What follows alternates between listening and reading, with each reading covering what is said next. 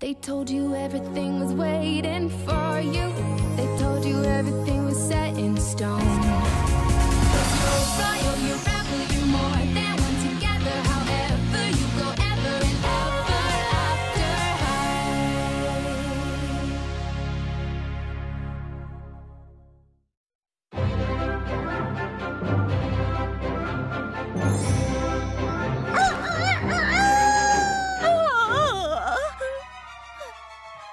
Рейвън?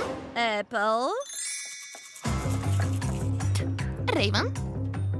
Apple. Епъл и Рейвън имаха проблем. Като редакторки, те трябваше да имат обща визия за годишника на класа. Но напоследък те имаха разногласие за всичко. Apple. Рейвън?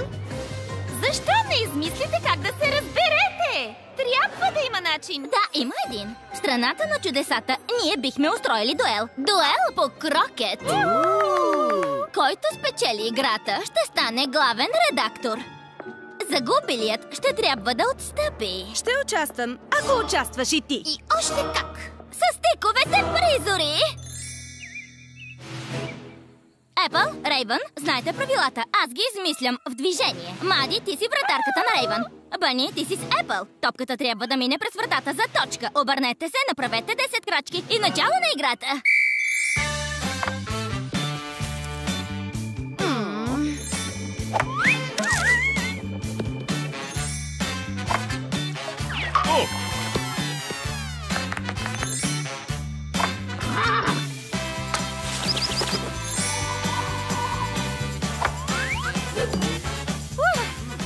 Добър удар, Рейвън. Перфектно за снимка. Жалко, че не искаш да има такива в годишника.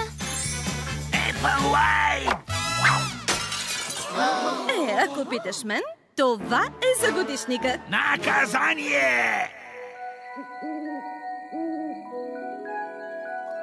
Искам да се покажем в най-добрата си светлина, като тази снимка на най-верните ни вратарки. Докато хъркат са по-интересни.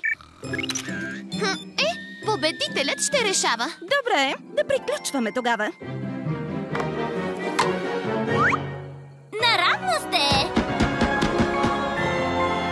Представям ви главните редакторки на годишника Епъл и Рейвън. Най-после отивам да си легна. До утре! Ех си, че ще се разберете. С редактори като вас това ще стане най-добрият годишник до сега. Ще участвам, ако участваш и ти. И още как! Може би момичетата все още нямат общо виждане. Но поне ние ги виждаме заедно усмихнати.